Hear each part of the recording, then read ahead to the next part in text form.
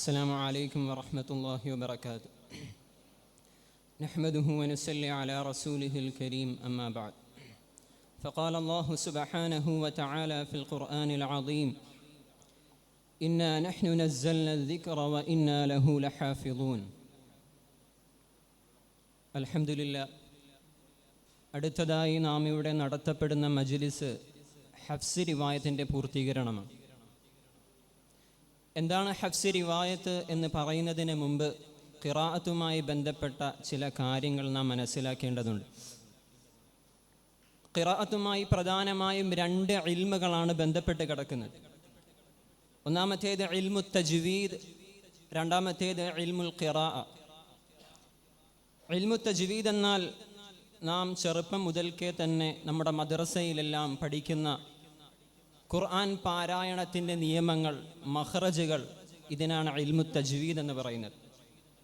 ഇൽമുൽ ഖിറാഅത്ത് എന്ന് പറഞ്ഞാൽ അത് മറ്റൊരു ഫന്നാണ്.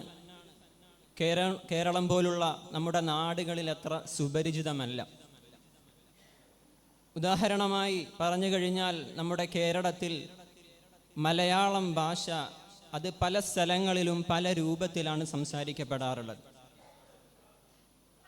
തിരുവനന്തപുരത്ത് സംസാരിക്കുന്നതല്ല കൊല്ലത്ത് സംസാരിക്കുന്നത്, എറണാകുളത്ത് സംസാരിക്കുന്നതല്ല കാസർഗോഡ് സംസാരിക്കുന്നത്. വ്യത്യാസമുണ്ട്, ശൈലിയിൽ വ്യത്യാസമുണ്ട്. ഉദാഹരണത്തിന് എന്താണ് എന്ന് ചോദിക്കുന്നതിന് ചില സ്ഥലങ്ങളിൽ എന്താണ് എന്നാണെങ്കിൽ മറ്റ് ചില സ്ഥലങ്ങളിൽ എന്തുവ അല്ലെങ്കിൽ എന്നത എന്നീ വ്യത്യാസങ്ങൾ കാണാറുണ്ട്. നമ്മൾ അലക്കി വിരിച്ചിടുന്ന ആ ഒരു കയറിന് ചില സ്ഥലങ്ങളിൽ അശ എന്ന് ഉപയോഗിക്കാറുണ്ട്, ചില സ്ഥലങ്ങളിൽ അഴ, ചില സ്ഥലങ്ങളിൽ അയ എന്നിങ്ങനെ പല വ്യത്യസ്ത രൂപങ്ങൾ, വ്യത്യസ്ത ശൈലികൾ നമ്മുടെ ഈ കൊച്ചു കേരളത്തിലെ മലയാള ഭാഷയിൽ പോലും നമുക്ക് കാണാം. അപ്പോൾ നമുക്ക് മനസ്സിലാക്കാം 1400 വർഷങ്ങൾക്ക് മുമ്പ് അത്രയും പ്രാകൃതമായ ശൈലിയിൽ ജീവിതം നയിച്ചിട്ടുള്ള അന്നത്തെ അറേബ്യൻ സമൂഹം, അവർക്കിടയിലുള്ള അറബി ഭാഷയിൽ എത്രത്തോളം വ്യത്യാസങ്ങളുണ്ടായ ആ ഒരു സമൂഹത്തിലേക്കാണ് പ്രവാചകൻ സല്ലല്ലാഹു അലൈഹി വസല്ലമ തങ്ങൾ പ്രബോധനത്തിനായി വരുന്നത്. നബി സല്ലല്ലാഹു അലൈഹി വസല്ലമ തങ്ങൾക്ക് ഖുർആൻ ഇറക്കപ്പെട്ടു. ആ ഖുർആൻ സഹാബാക്കൾക്ക് നബി സല്ലല്ലാഹു അലൈഹി വസല്ലം ഓതിക്കൊടുത്തത് ആ സഹാബാക്കൾ എങ്ങനെയാണോ ആ ഖുർആൻ പാരായണം ചെയ്യുന്നത് അപ്രകാരമായിരുന്നു. എപ്രകാരം ആ സഹാബാക്കൾ അറബി സംസാരിച്ചിരുന്നു അപ്രകാരമായിരുന്നു. ഓരോരുത്തരും വ്യത്യസ്ത ശൈലികളിലാണ് സംസാരിക്കുന്നത്.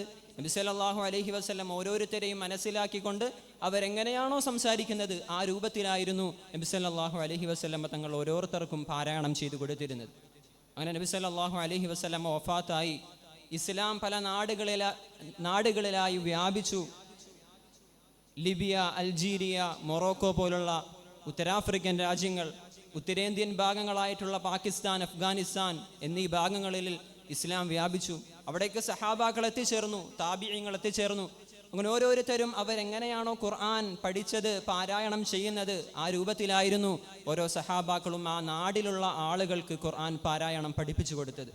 അങ്ങനെ ഹിജ്റ 2-ാം നൂറ്റാണ്ട് കടന്നു. ഈ ഒരു സമയത്ത് ധാരാളം ഖിറാത്തുകൾ പല സ്ഥലങ്ങളിലായിട്ട് ഓതപ്പെടുന്നുണ്ട്. ഉലമാക്കൾ, അന്നത്തെ കാലഘട്ടത്തിലെ ഉലമാക്കൾ തീരുമാനിച്ചു ഈ ഖിറാഅത്തിനെ നമുക്കൊന്ന് ജംഅ് ചെയ്യണം. അങ്ങനെ അതിൽ ഏറ്റവും പ്രധാനമായി അബ്ദുല്ലാഹ് ഇബ്നു മുജാഹിദ് റഹിമഹുല്ല അതിന് നേതൃത്വം നൽകി. ഓരോ സ്ഥലത്തു നിന്നും കൂഫ, ബസറ പോലുള്ള 7 സ്ഥലങ്ങളിൽ നിന്ന് 7 ഖാരിമാരെ അദ്ദേഹം തിരഞ്ഞെടുക്കുകയും അവരിൽ നിന്ന് അവർ ഓതിക്കൊണ്ടിരുന്ന ആ പാരായണത്തെ സ്വീകരിച്ചുകൊണ്ട് അദ്ദേഹം അസ്സബഅ ഫിൽ ഖിറാഅ എന്നൊരു ഗ്രന്ഥം രചിച്ചു. പിന്നീട് ആ ഒരു ഖാരിയിൽ നിന്നും ഈ 2 റായുമാർ മുഖേന അതിനെ റിവായത്ത് ചെയ്തു. പിന്നീട് അല്ലാമ ദാനി റഹിമഹുല്ല അത്തൈസീർ എന്ന ഗ്രന്ഥത്തിൽ അതിനെ വളരെ ലളിതമായിട്ട് അതിനെ എഴുതുകയുണ്ടായി. അങ്ങനെ അതിന് വലിയ പ്രചാരം നേടി. ആ 7 ഖിറാത്തുകൾക്ക് വലിയ പ്രചാരം നേടി. പിന്നീട് ഇമാം ജസീരി റഹിമഹുല്ല അദ്ദുറത്തുൽ മുളിഅ എന്ന ഗ്രന്ഥത്തിൽ 3 ഖിറാത്തുകളും കൂടി പ്രകാരം കൂട്ടിച്ചേർത്തു. എന്നാൽ ഈ ഖിറാത്തുകളെല്ലാം കൂട്ടിച്ചേർത്തത് വെറുതെ കൂട്ടിച്ചേർത്തതല്ല, മറ്റ് 3 നിബന്ധനകൾ അവർ ഇതിനു വേണ്ടി നിശ്ചയിച്ചു. ഒന്നാമതായി നബി സല്ലല്ലാഹു അലൈഹി വസല്ലമയിൽ നിന്ന് അന്ന് വരെയുള്ള ആ ഒരു സനദ് അത് വിശ്വാസയോഗ്യമായ രൂപത്തിലുള്ള പരമ്പരയിലൂടെ ആയിരിക്കണം, ഒന്നാമത്തെ നിബന്ധന. രണ്ടാമത്തെ നിബന്ധന ഉസ്മാൻ റളിയല്ലാഹു തആല അൻഹു അദ്ദേഹത്തിൻ്റെ ഭരണകാലത്ത് പല സ്ഥലങ്ങളിലായിട്ട് ഖുർആൻ്റെ പ്രതികൾ അയച്ചിരുന്നു. അതിലേതെങ്കിലും പ്രതിയോട് യോജിച്ചായിരിക്കണം ആ ഖിറാഅത്ത്. രണ്ടാമത്തെ നിബന്ധന. മൂന്നാമത്തെ നിബന്ധന അറബി വ്യാകരണ നിയമങ്ങളോട് യോജിച്ചതായിരിക്കണം, അതിനെതിരാകാൻ പാടില്ല. ഇങ്ങനെ 3 നിയമങ്ങൾ അടിസ്ഥാനപ്പെടുത്തിക്കൊണ്ട് ഇവരെല്ലാം ഉലമാക്കൾ ഇത്തരത്തിൽ 7 ഖിറാഅത്തുകൾ, അങ്ങനെ മൊത്തം 10 ഖിറാഅത്തുകളെ അവർ ജംഅ് ചെയ്തു. ഇന്ന് നാം ജീവിക്കുന്ന ഈ കാലഘട്ടത്തിൽ മുത്തവാത്തിറായി വിശ്വാസയോഗ്യമായി നമ്മുടെ അടുക്കലേക്ക് എത്തിച്ചേർന്നിട്ടുള്ള പ്രബലമായ ഖിറാഅത്തുകൾ ഈ 10 ഖിറാഅത്തുകളാണ്. ബാക്കിയുള്ള ഖിറാഅത്തുകൾ ഉണ്ടെങ്കിലും വിശ്വാസയോഗ്യമായ ആ ഒരു പരമ്പര നമുക്കത് ലഭിക്കാത്തത് കൊണ്ട് അത് ഖിറാഅത്തെ ഷാദിയായിട്ട് മാറി. ഇത്തരത്തിൽ 10 ഖിറാഅത്ത്, ആ 10 ഖിറാഅത്തുകളിൽ ഇന്ന് ലോകത്ത് 90% രാജ്യങ്ങളിലും ഓതപ്പെടുന്ന ഖിറാഅത്താണ് ഹഫ്സ് റിവായത്തിൻ്റെ ഖിറാഅത്ത്. നമ്മുടെ നാടുകളിലൊക്കെ ഓതപ്പെടുന്ന ഹഫ്സ് ഖുർആൻ, നമ്മുടെ നാടുകളിലുള്ള ഖുർആൻ അതിനുവേണ്ടി പ്രത്യേകം തയ്യാറാക്കപ്പെട്ട ഖുർആനാണ്. മറ്റു പല സ്ഥലങ്ങളിൽ പോയി കഴിഞ്ഞാൽ വേറെ രൂപത്തിലുള്ള വേറെ റിവായത്തിൻ്റെ ഖുർആൻ കാണാൻ സാധിക്കും. അപ്പം നമ്മൾ ഇന്ന് ഓതിക്കൊണ്ടിരിക്കുന്ന ഏറ്റവും പ്രാബല്യത്തിലുള്ള ഹഫ്സ് റിവായത്തിൻ്റെ ആ ഖുർആൻ, ആ റിവായത്ത്, അതിൻ്റെ പൂർത്തീകരണമാണ് ഇവിടെ നടക്കുന്നത്. അഥവാ എന്താണ് അതിൻ്റെ അർത്ഥം? നബി സല്ലല്ലാഹു അലൈഹി വസല്ലമ മുതൽ ഇന്ന് വരെയുള്ള അതിൻ്റെ പരമ്പരയുടെ ഒരു കണ്ണിയായി മാറുക. അഥവാ സനദുള്ള ഒരു ഉസ്താദിൻ്റെ അടുക്കൽ പൂർണ്ണമായ തജ്വീദോടുകൂടി ആദ്യം മുതൽ അവസാനം വരെ ഓതി തീർക്കുന്ന ആ ഒരു മഹത്തായ മജ്ലിസിൻ്റെ അവസാന ഭാഗങ്ങൾ ഓതി തീർക്കുന്ന ആ മജ്ലിസിലാണ് നാം ഓരോരുത്തരും ഇന്ന് ഒരുമിച്ച് കൂടിയിട്ടുള്ളത്. അല്ലാഹു സുബ്ഹാനഹു വ തആല ഇവിടെ ഖിറാഅത്ത് പൂർത്തീകരിക്കുന്ന മുഴുവൻ ഖാരികൾക്കും അർഹമായ പ്രതിഫലം നൽകി അനുഗ്രഹിക്കുമാറാകട്ടെ. ഇനിയുള്ള ബാക്കിയുള്ള ഖിറാഅത്തുകളെല്ലാം അവർക്ക് കൂടുതലായി പഠിക്കുവാനും അതിൽ ആഴത്തിലുള്ള അറിവുകൾ നേടുവാനും നാഥൻ തൗഫീഖ് നൽകി അനുഗ്രഹിക്കുമാറാകട്ടെ. വആഖിറു ദുആഇ അനിൽ ഹംദുലില്ലാഹി റബ്ബിൽ ആലമീൻ. അസ്സലാമു അലൈക്കും വറഹ്മത്തുള്ളാഹി വബറകാതുഹു. അടുത്തതായി റിവായത്ത് ഹഫ്സ് ഖിറാഅത്തിൻ്റെ തക്മിലയാണ്. അതിനായി കോഴ്സ് പൂർത്തീകരിക്കുന്ന 7 പേരെയും വേദിയിലേക്ക് ക്ഷണിക്കുന്നു. അൽ ഹാഫിൽ അൻസിൽ മനാരി കോട്ടയം, അൽ ഹാഫിൽ റംസാൻ മനാരി ആലങ്കോട്, അൽ ഹാഫിൽ അബ്ദുൽ ഹയ്യ് മനാരി മണക്കാട്, അൽ ഹാഫിൽ അക്ബർ ഷാ മനാരി കരുനാഗപ്പള്ളി, അൽ ഹാഫിൽ ഹുബൈബ് മനാരി പള്ളിക്കൽ, അൽ ഹാഫിൽ ഉബൈദുള്ള മനാരി കൊല്ലം, അൽ ഹാഫിൽ ഉബൈദുള്ള കപ്പലണ്ടിമുക്ക്.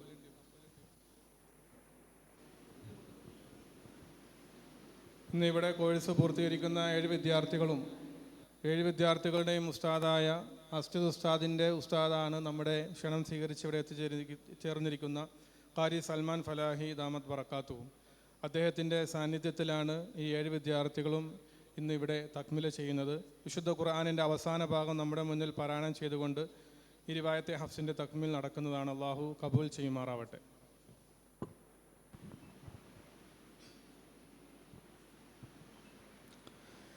أعوذ بالله من الشيطان الرجيم. بسم الله الرحمن الرحيم.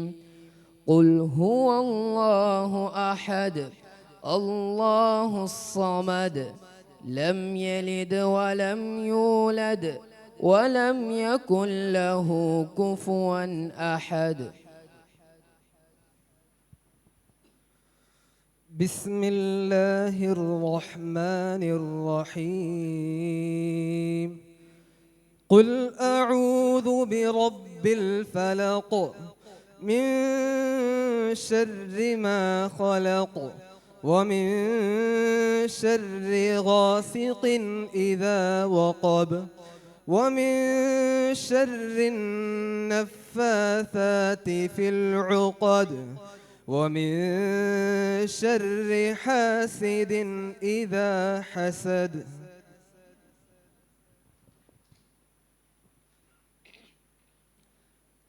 بسم الله الرحمن الرحيم. قل أعوذ برب الناس ملك الناس إله الناس من شر الوسواس الخناس الذي يوسوس في صدور الناس من الجنة والناس. بسم الله الرحمن الرحيم. الحمد لله رب العالمين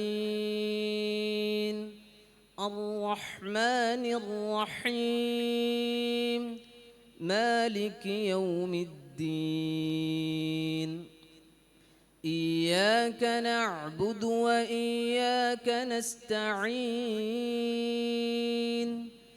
اهدنا الصراط المستقيم صراط الذين أنعمت عليهم غير المغضوب عليهم ولا الضالين.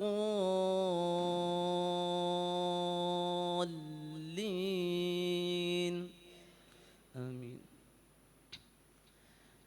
بسم الله الرحمن الرحيم. ألف لام ميم. ذلك الكتاب لا ريب فيه هدى للمتقين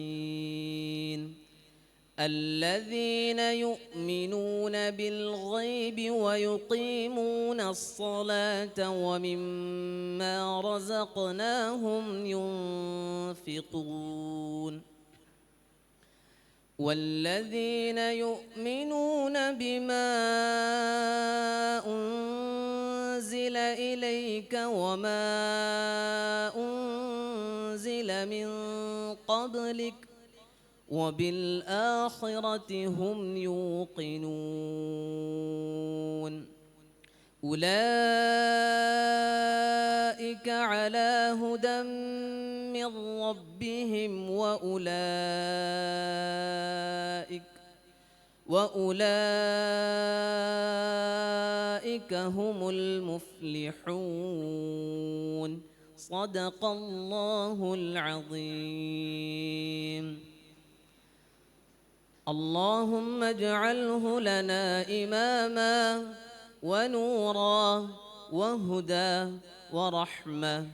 اللهم ذكرنا منه ما نسينا وعلمنا منه ما جهلنا وارزقنا تلاوته آناء الليل وأطراف النهار واجعله لنا حجة يا رب العالمين.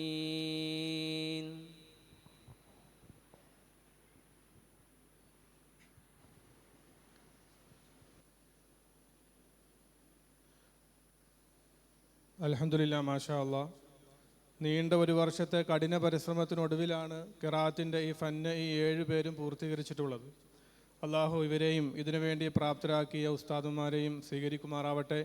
അർഹമായ പ്രതിഫലം നൽകി അനുഗ്രഹിക്കുമാറാവട്ടെ. ആമീൻ. അടുത്തതായി ഈ മഹനീയ മജ്ലിസിൽ ദുആ നിർവഹിക്കുന്നതിനായി നൂറുകണക്കിന് ഹാഫിളീങ്ങളെ സംഭാവന ചെയ്ത നമ്മുടെ എല്ലാം ഗുരുവര്യനായ അൽ ഉസ്താദ് ഹാമിദ് ഹസ്രത്ത് ദാമത്ത് ബറക്കാത്തുഹും അവറുകളെ ആദരവപൂർവ്വം ക്ഷണിക്കുന്നു. മസ്ജിദിൻ്റെ പുറത്തുള്ളവർ പരമാവധി സദസ്സിലേക്ക് കയറി നിന്നുകൊണ്ട് ദുആയിൽ പങ്കെടുക്കുക. അള്ളാഹു സ്വീകരിക്കട്ടെ.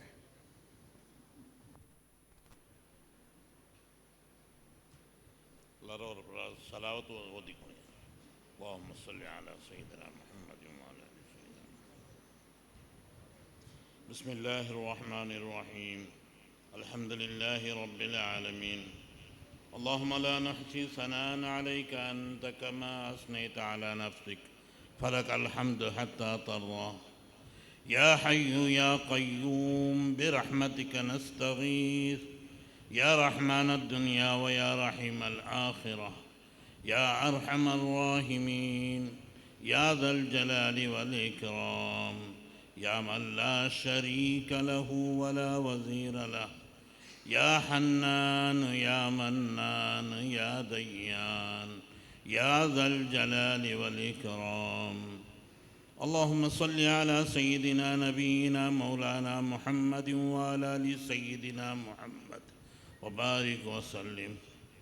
ربنا ظلمنا أنفسنا وإن لم تغفر لنا وترحمنا لنكونن من الخاسرين. ربنا آتنا في الدنيا حسنة وفي الآخرة حسنة وقنا عذاب النار. ربنا فاغفر لنا ذنوبنا وكفر عنا سيئاتنا وتوفنا مع الأبرار. ربنا إننا سمعنا مناديا ينادي للإيمان أن آمنوا بربكم فآمنا. ربنا فاغفر لنا ذنوبنا وكفر عنا سيئاتنا وتوفنا مع الأبرار. رب اجعلني مقيم الصلاة ومن ذريتي ربنا وتقبل دعاء. ربنا اغفر لي ولوالدي وللمؤمنين يوم يقوم الحساب. رب ارحمهما كما ربياني صغيرا. رب ارحمهما كما ربياني صغيرا. ربنا وآتنا ما وعدتنا على رسلك ولا تخزنا يوم القيامة ولا تخزنا يوم القيامة ولا تخزنا يوم القيامة إنك لا تخلف الميعاد. ربنا هب لنا من أزواجنا وذرياتنا قرة أعين واجعلنا للمتقين إماما. ربنا اصرف عنا عذاب جهنم إن عذابها كان غراما إنها ساءت مستقرا ومقاما. ربنا اغفر لنا ولإخواننا الذين سبقونا بالإيمان ولا تجعل في قلوبنا غلا للذين آمنوا ربنا إنك رؤوف رحيم. ربنا لا تجعلنا فتنة للقوم الظالمين ونجنا برحمتك من القوم الكافرين. ربنا لا تجعلنا فتنة للقوم الظالمين ونجنا برحمتك من القوم الكافرين.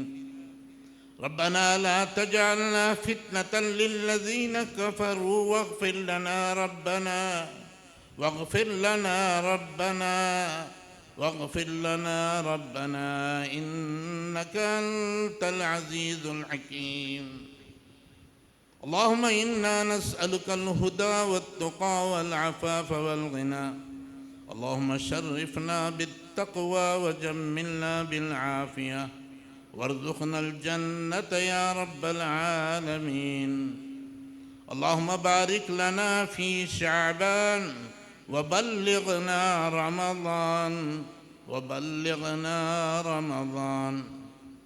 اللهم إنا نسألك من خير ما سألك منه نبيك وحبيبك محمد صلى الله عليه وسلم ونعوذ بك من شر ما استعاذ منه نبيك وحبيبك محمد صلى الله عليه وسلم وأنت المستعان وعليك البلاغ.